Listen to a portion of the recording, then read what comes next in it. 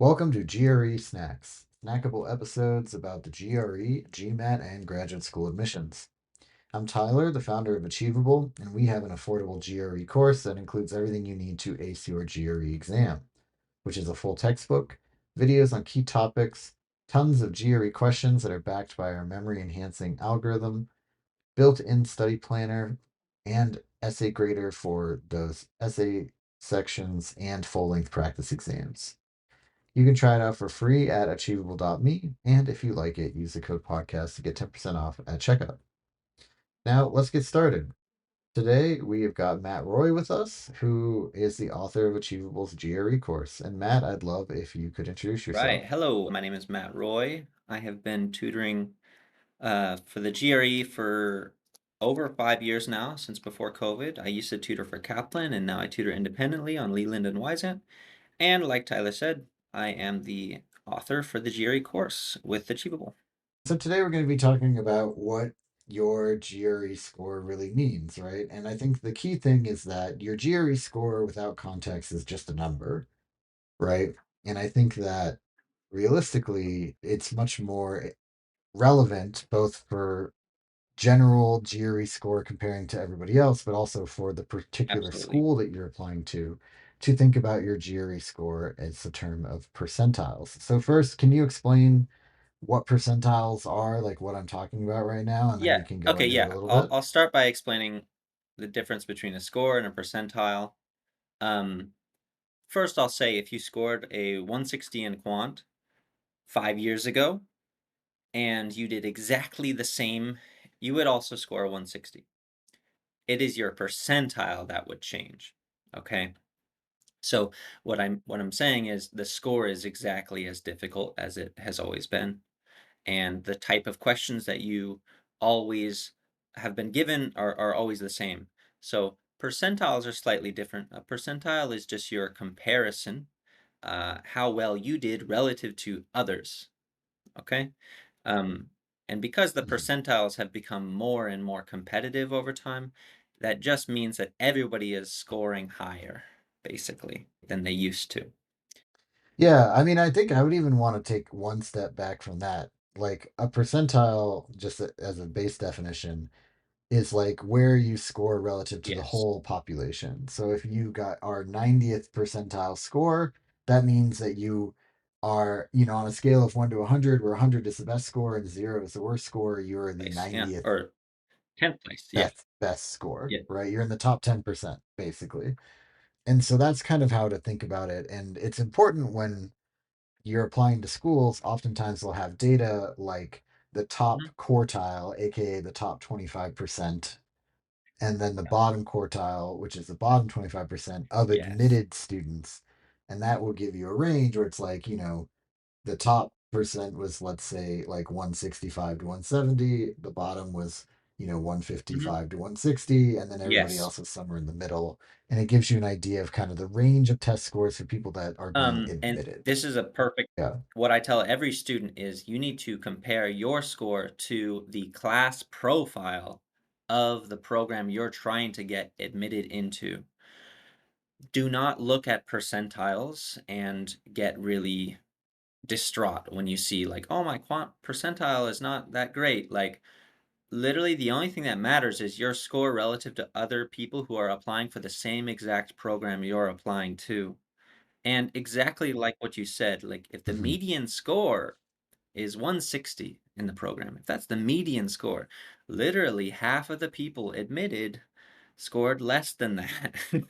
So a lot of people see the median and they think like that it's almost like they see it like very early on in their grad school journey and they forget that and they think like okay that's my goal and they literally forget that that was the median and they think like that's what they have to get in order to apply, and I would not suggest that, Mhm. you just at least apply even if you scored a little bit below it. Like you have to recognize that over half the people scored below the median, and again that's for all admitted students, so over half the people are below whatever the median is, like who were admitted, you know?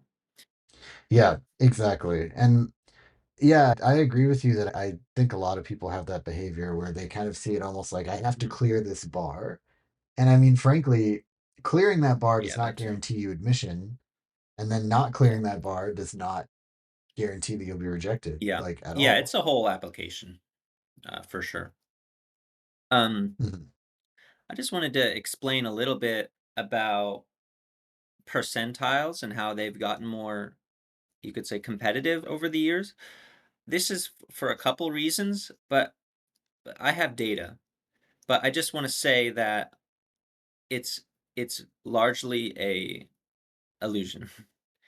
So I'll mhm, start with just describing the median for HBS, Harvard Business School. The median quant score before COVID in 2019 was 164, and verbal was 164 actually. mhm, And today, for the class that's starting now, it's 163 in both. So it's actually one less. And everyone would think like mhm, nowadays things are more difficult. And also, if you're seeing 163 and 164 and thinking, dang, that's really high, remember, I'm talking about the highest, the most competitive business school in the country, maybe the world. But the point is, it isn't more difficult than it was before. It is just the percentiles that look more competitive. And that reason is a lot of the other schools, a lot of easier to get into schools or just programs completely are no longer requiring the GRE. And of course, mhm, that only leaves the most competitive schools that still require the GRE, meaning the most competitive applicants are just taking the GRE. And that's why the percentiles are just more competitive than before. But that doesn't mean the programs themselves are more competitive. So we need to recognize that, mhm, you know, getting a perfect score in quant now is the 91st percentile, which means 9 out of 100 people get a perfect score. That was not the case before COVID, certainly. mhm, And we need to recognize that that doesn't mean that you have to get a perfect score. It just means that most people who are applying for these good programs are the only people taking the GRE now. And like PhD programs as well, they're still doing it. mhm. Right. That's actually a really good point about percentiles that I think is important. Is also like the Yeah. underlying population, right? I think that just in general, if let's say you're a line in the sand, you're stuck at a 164, and then the average moves like this, that just means that your percentile is going to Mhm. be lower, right? Even though you didn't move. And it also is, I think, relevant to, the GMAT versus GRE debate because the people taking the GMAT are all Uh-huh. going to business school. And so, generally speaking, a lot of them have, a certain level of math ability. And then the people taking the GRE are people going to like, an economics program and also people going to a business school and maybe people going to like a PhD in math, but then also a PhD in biology, right? And also a master's program in education, right? Where like they might not Yeah. necessarily have those math skills. So the different populations make a big difference in the percentiles as Yeah, well. and I wouldn't even say like, of course, mathematically speaking, the percentiles have moved, but the total number of, you can say the sample of students now taking the GRE is really just the people who were previously on the right side of the distribution. So, like, it's not like the world Yeah. got smarter or anything. It's just that it's just like there's just a lot fewer people taking the test. Oh, I see what you're saying. Yeah, because if you're not a good test taker or you just don't, for lack of a better word, you aren't that smart, you just apply test Yeah, it is optional optional. now, Yeah, exactly. right?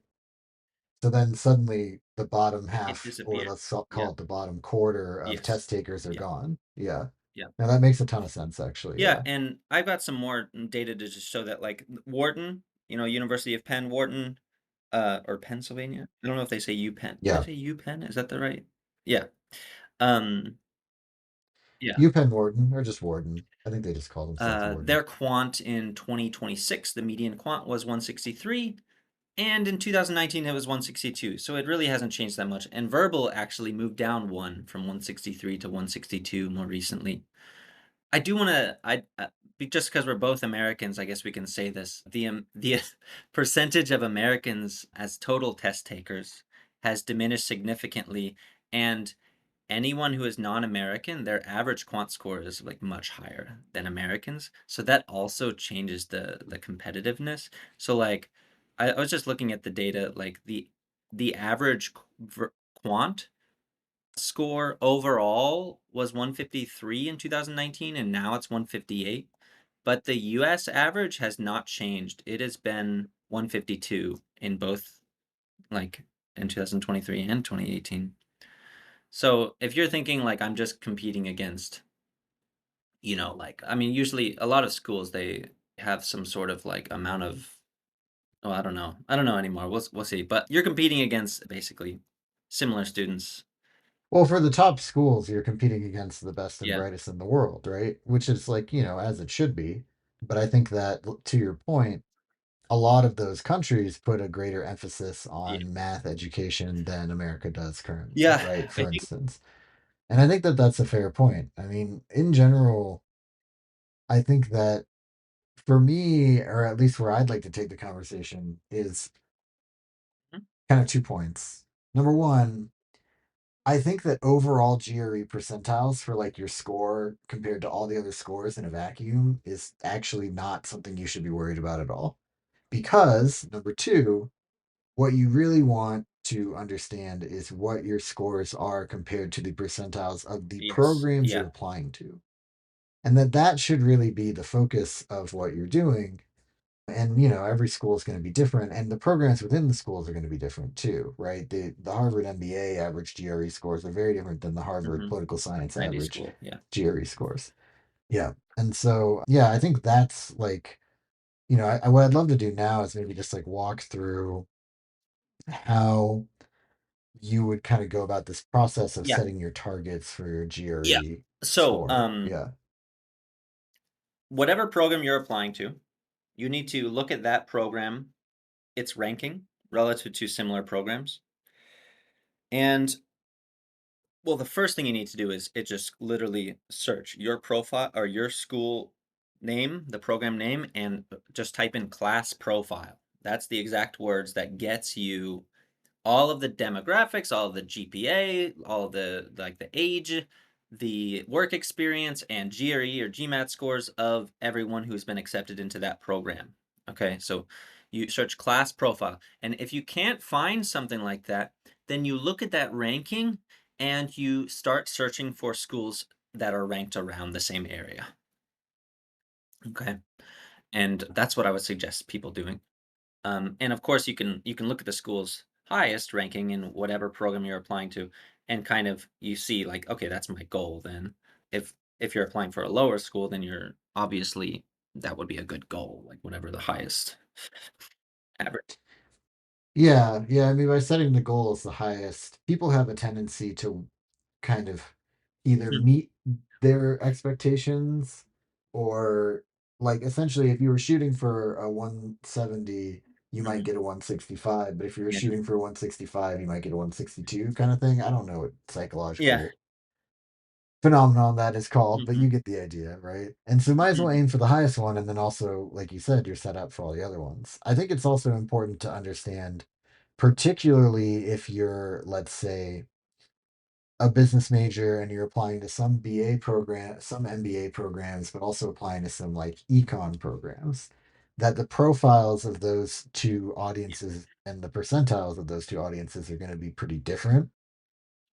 And so, some, at least for me, like, you know, I found back in the day before I started Achievable, where I thought I might go to an MBA program, I took the GMAT. And where I fell in the percentiles my first time taking the GMAT was pretty informative to me, where I realized that, like, oh, maybe my strengths are not what I think they are. Uh-huh. Right. And so I thought that was kind of interesting. But yeah, you should be very aware of kind of like who you're who you're up against with each of the programs you're And applying I to. should I should also say you said this earlier, like even if you have a great score, it doesn't mean if your score is above the median, that does not mean you're going to get accepted. And this is kind of the Yeah. important point. Like if you feel really If you feel like your chances based on your GRE score is just 30%, I don't know very many people that apply for just one MBA program. So if you apply for Mhm. 3 or 4 and you really think you have a 30% chance of being accepted into any of them, you're gonna get into one probably. Very likely you're gonna get into one at least. Well, as long as you're those three or four are not like all Yeah, super if there are yeah. riches. But I mean, even if you have a 30% chance, like, and you roll that dice 4 times, you're very likely to get one of them. Yeah, Yeah, like from a yeah. pure mathematical But point of of view. course, it's always smart to apply for ones that you will, um, you're pretty sure you're gonna get into because, like, once the deadline's gone, it's gone. Yeah. Yeah, well, and I also think it's important using the GRE percentiles as a way to benchmark the schools a little bit too, right? So let's say you've got a school where the median is a Mhm. 165 and you got a school where the median is 155. Like it's not completely outrageous for you to assume that the school with a median of 155 is not as competitive Yeah, for admission definitely. as a school with the Oh, yeah. 165, right? And so therefore you can kind of understand like, okay, if you're going through what is kind of typical parlance, right, where you've got like your reaches and then your kind of like middle of the pack schools and then your Mhm, safety schools, which is not to say they're bad, just that they're mhm. maybe on the lower end of your personal percentile range. That score percentile can help you figure that out Yeah. and which one is which. And maybe a safety school is a school that you really like, and then who cares, right? But it's just more helpful for understanding the competitiveness of admissions. Yeah, and I should also say that even, like, a safety school that has, like, a low median, they may just be looking at other aspects of the application. The point is, like, if the Right. median is literally at the 50th percentile, you could also interpret that statistically as the GRE is irrelevant because it could be anywhere across the board. So, like, you still need to care a lot about the rest of your application in that case, even if you're better than the median, because you could just think like, oh, it's just like throwing darts at, at the board. Like if the median is the 50th percentile, then Right. it's basically saying that it's kind of random. Yeah. Right. Yeah, that makes sense. Well, yeah. So, anything else you wanted to share about like GRE percentiles and kind of how to interpret them or how to use them? I'll say one quick thing just about the analytical writing percentiles. There are not very many scores you could get in analytical writing. It's every point 0.5 and it goes up to 6. So the percentiles have like large gaps between them. And it's important to Mhm. recognize that if you get, for example, like I don't have the data with me right now, but let's say you get a 4.0 and that I don't know what the percentile is, but let's say the percentile is like that's like 60th. And Yeah. it's important to recognize that between the 4.0 and the 4.5, let's say the 4.5 is like 75th percentile, you are actually between those two.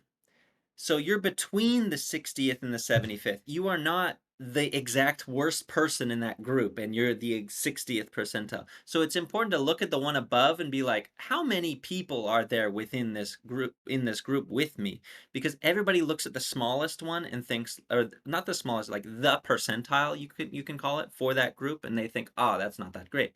But because it's just a function of there being fewer like measurement points, the percentiles look worse than what they Mhm. are. Got it. Yeah, that's a good tip. Great. Well, thank you so much. This has been GRE Snacks, hosted by Tyler from Achievable with Matt Roy. And Achievable has a great online GRE course that you can try for free at achievable.me.